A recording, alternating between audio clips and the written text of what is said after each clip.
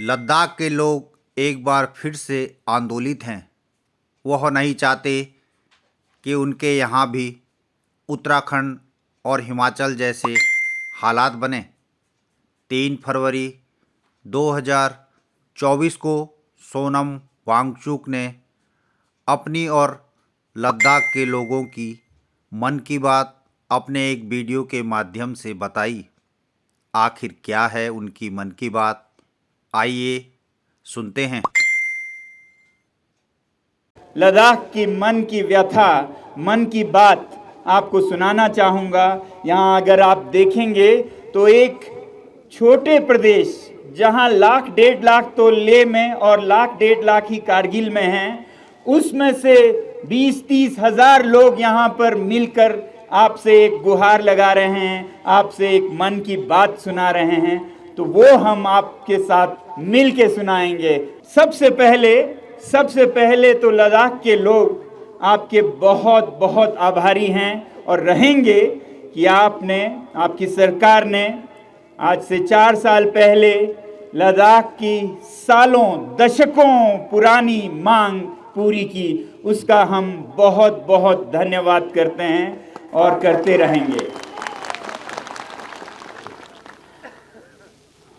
और उसके बाद क्योंकि मैं पर्यावरण के क्षेत्र में काम करता हूँ, एनवायरमेंटल एक्टिविस्ट हूँ, तो मैं आपका बहुत बड़ा प्रशंसक हूँ जो आपने सिर्फ भारत में नहीं दुनिया में भी एक रास्ता दिखाया।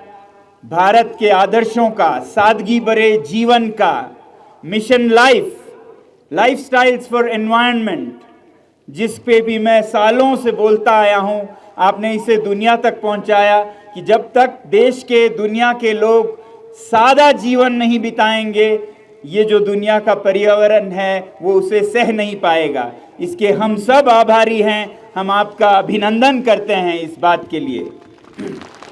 और हम इसके भी आभारी हैं कि जब आपने लद्दाख को यूटी घोषित किया तो इस पर्वतीय प्रदेश, इस संवेदनशील पर्वतीय प्रदेश के संरक्षण के लिए जब 370 नहीं रहा तो आपने लद्दाख के लोगों को भरोसा दिलाया।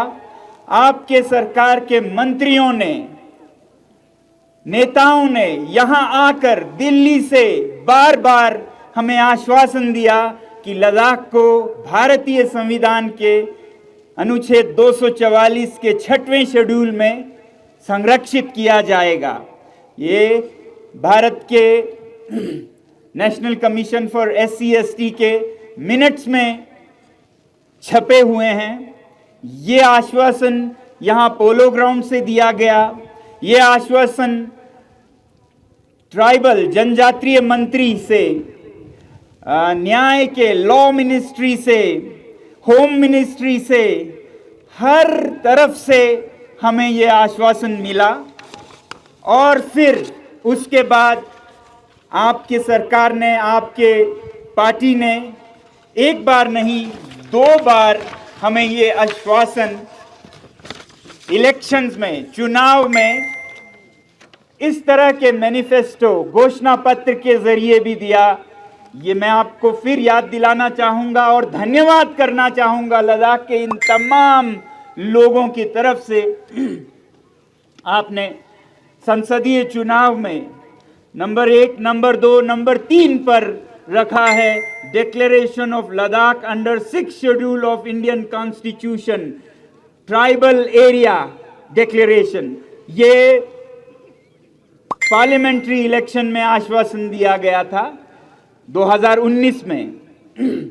और फिर 2020 में जब लद्दाख के लेह ज़िले में यहाँ का सबसे प्रतिष्ठित चुनाव हुआ पर्वतीय काउंसिल का, हिल काउंसिल का, तो फिर पहले नंबर पर इस मैनिफेस्टो में यही मुद्दा है, constitutional safeguard for Ladakh under 6 schedule of Indian constitution. तो ये आपने हमारे साथ वादे किए, आश्वासन दिए, इन सब का हम फिर धन्यवाद कहना चाहते हैं, क्योंकि हम सोचते हैं कि देर हुई है 3-4 सालों का, मगर अंधेर नहीं है, हमारा ये यकीन है। तो हमारा यकीन ये है कि जब आपने ये आश्वासन दिए तो आप इसे देर सवेर पूरा ज़रूर करेंगे। मगर दुख के साथ ये कहना पड़ रहा है कि इन घोषणाओं के बाद एक सन्नाटा सा छा गया कुछ महीनों के लिए, फिर 1 साल के लिए, फिर नकारात्मक संकेत मिलने लगे कि ये नहीं मिलने वाला है। फिर यहाँ लेह में तो जो 6 शेड्यूल शब्द को उच्चारण करे उन पर ज्यादतियां होने लगे, बच्चों को पकड़ा जाने लगा। और हमने सोचा कि शायद जिन नेताओं पर हमारा इतना भरोसा था वो नहीं रहा। फिर हाल के महीनों में हमें ये पता चला कि ऐसा भी नहीं है। केंद्र सरकार में केंद्र के नेता, मंत्री, गृह मंत्री सब लद्दाख के हितैषी हैं, भला चाहते हैं, देना चाहते हैं। हमें फिर ये पर्दा जो हमारे बीच में केंद्र के साथ आ गया था वो पर्दा फाश होते हुए नजर आया और पता ये चलने लगा कि कुछ औद्योगिक गुट, इंडस्ट्रियल लॉबीज जैसे माइनिंग, खनन, जिनको लद्दाख के ये वादियों में, पहाड़ों में, पर्वतों में पैसा दिखता है, जो कल की नहीं सोचते, आज की लूट मचाने में लगे हैं। हिमाचल में, उत्तरांचल में, पूरे हिमालय में, जिसका खामियाजा यहाँ के लोग हिमालय में भुगत रहे हैं। आप देख रहे हैं हिमाचल प्रदेश में क्या हो रहा है। ये अंधाधुंध विकास के नाम पर जो उद्योग का तांता लगा हुआ है, यही आप उत्तराखंड में देख रहे हैं।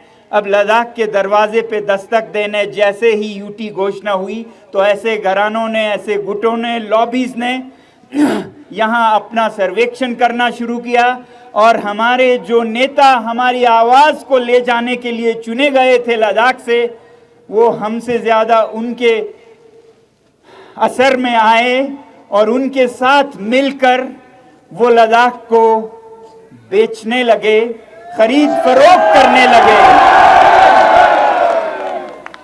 और वो आप तक ये संदेश देने लगे कि ये संरक्षण यहाँ किसी को नहीं चाहिए। ये संरक्षण, ये 6 शेड्यूल, ये 2-4 लोगों की, कुछ पॉलिटिकल पार्टीज, कुछ ऑपोजिशन की मांग है, इस पे आप ध्यान नहीं दीजिएगा, ये रखिएगा। क्योंकि उन्हें पता था कि अगर लद्दाख पर 6 शेड्यूल आ जाए तो फिर ये उद्योग मनमानी नहीं कर पाएंगे, खिलवाड़ नहीं कर पाएंगे, तोड़ मरोड़ जो पर्वतों का हुआ है हर जगह, वो सब यहाँ नहीं हो पाएगा, लद्दाख बचा रहेगा। और वो ये नहीं चाहते थे, तो ये गलत संकेत देने लगे। तो जब उन्होंने ये कहा कि ये कुछ ही लोगों की मांग है, तब लद्दाख के लोगों ने आपको जवाब, संदेश देने के लिए, अपने पैरों से वोट देने के लिए आज यहाँ पर हजारों, दसियों हजारों में लोग जमा होकर इस ठंड में ये जताने के लिए आए हैं कि हम सब इस मांग के साथ हैं। आप इस बहकावे में ना आए जो कुछ मतलबी लोग, वेस्टेड इंटरेस्ट आप तक पहुंचा रहे हैं। हमें उम्मीद है कि आप इनकी आवाज सुनेंगे। 6 शेड्यूल, 6 शेड्यूल, 6 शेड्यूल। भारत माता की, भारत माता की, भारत माता की। तो ये जो मसला है लद्दाख के संरक्षण का, अब ये सिर्फ संरक्षण की, पर्यावरण की भी बात नहीं रही, अब ये एक सच्चाई की लड़ाई भी बन गई है। भारत में हर चीज पर्याप्त है, बहुत है, किसी चीज की कमी नहीं है। कोयला है, तेल है, लोहा है, हर चीज है, मगर आज जो सबसे कम पड़ रहा है वो है भरोसा, ट्रस्ट। भरोसे की कमी, डेफिसिट ऑफ ट्रस्ट भारत बहुत बड़े स्तर पर दो चार है इससे। और ऐसे में ये एक बहुत बड़ा उदाहरण बनेगा आपके तरफ से कि जो वादा किया है वो निभाना पड़ेगा, जो निभाएंगे नहीं वो वादा करेंगे नहीं। ऐसी हमारी उम्मीद है ऐसे सरकार से, ऐसे नेताओं से जो कि ईमान के नाम पर ही सत्ता में आए।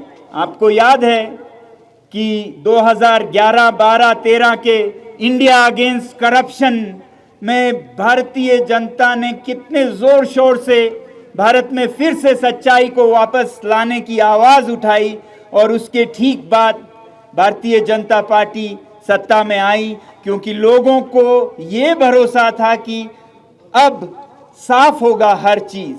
मगर आज बदकिस्मती से देख कहना पड़ रहा है कि आज हर तरफ करप्शन फिर से सर उठा रहा है, देश में और यहाँ लद्दाख में भी। आपको मालूम हो या ना हो, पिछले 3-4 सालों में यूटी लद्दाख में करप्शन हद के स्तर पर होने लगा था। जम्मू कश्मीर में हम मानते थे कि वो सबसे करप्ट राज्य है, लद्दाख में बहुत बड़े स्तर पर होने लगा। कुछ कदम भी उठाए गए, कुछ अदल बदल भी हुए, मगर हमें नहीं लगता है कि सफाई अभी भी है। अगर आप देखें पिछले 3-4 सालों का खनन करें कागजों को, तो बहुत भरमार मिलेंगे आपको करप्शन के। मैं खुद आपको कई ऐसे मिसालें और सबूतें दे सकता हूं। तो ये हाल है लद्दाख का, और ऐसा ही हाल देश में भी लग रहा है। आप बहुत कोशिश कर रहे हैं मगर हालात बहुत अच्छे नहीं हैं। ऐसे में बहुत ज़रूरी है कि देश को भरोसा हो कि हमारी सरकार, हमारे नेता भरोसे पर खरा उतरेंगे। तो हम लद्दाख से ये गुहार करते हैं कि सबसे पहले तो ये जो इलेक्शन के मैनिफेस्टो हैं उन पर अमल करके आप देश को बताएं कि इलेक्शंस गुड्डा गुड्डी का खेल नहीं है, बच्चों का खेल नहीं है। इसमें जो वचन दिए जाते हैं उन्हें पूरा किया जाता है, और लद्दाख की जनता इसी उम्मीद पर आज यहाँ आई है कि आप ऐसा ज़रूर करेंगे।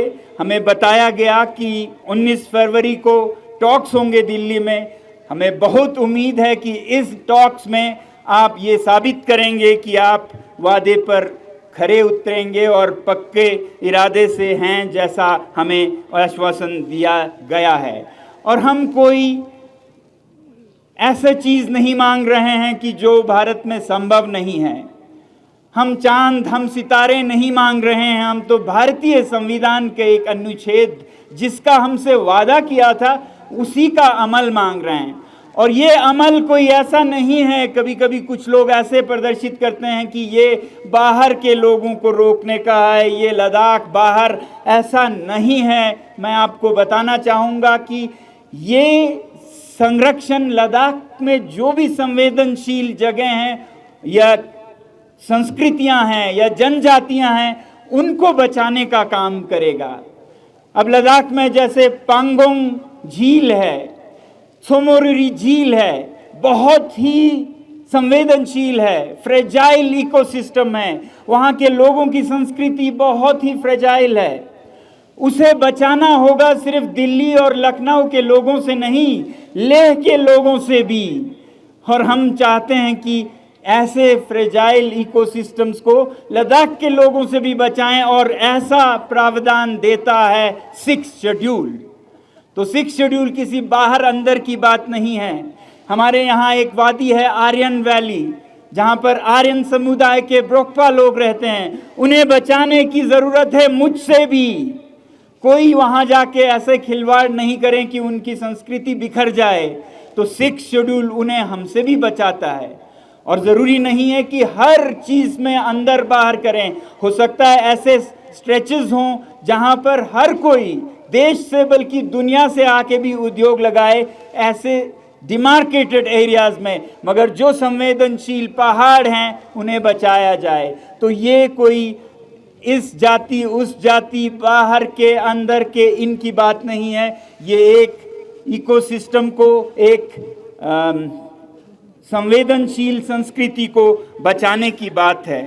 तो हम आपसे यही उम्मीद करेंगे आखिर में कि इन सब बातों को ध्यान में रखते हुए, जो कि ध्यान में पहले से ही रखा गया था, इसीलिए ये वादे हुए थे लद्दाख के लोगों के साथ, आप जल्द ही जल्द न सिर्फ लद्दाख को बल्कि पूरे भारत को ये फिर एक भरोसा, एक आश्वासन, एक उम्मीद जगाएंगे कि देश में अभी भी वचन, सच्चाई जिंदा है। और उस सच्चाई को बचाए रखने के लिए अगर हमारी जान जाए तो बहुत कम होगी। मुझे दुख ये है कि एक ही जान है, कितने बार दें। तो हम इसके लिए आज भारत में जैसे हम अंग्रेज़ों से लड़ रहे थे, आज भ्रष्टाचार से, आज झूठ से लड़ने की ज़रूरत है। और इसमें अगर हम भगत सिंह बनते हैं, सुखदेव बनते हैं, तो हमारी ये सबसे बड़ी खुश नसीबी होगी, खुशकिस्मती होगी। मैं आपका हाथ जोड़कर इस तमाम लद्दाख के लोगों के साथ मिलके फिर एक बार धन्यवाद और फिर एक बार भरोसा आपसे लेने की गुहार लगाता हूँ। बहुत बहुत धन्यवाद।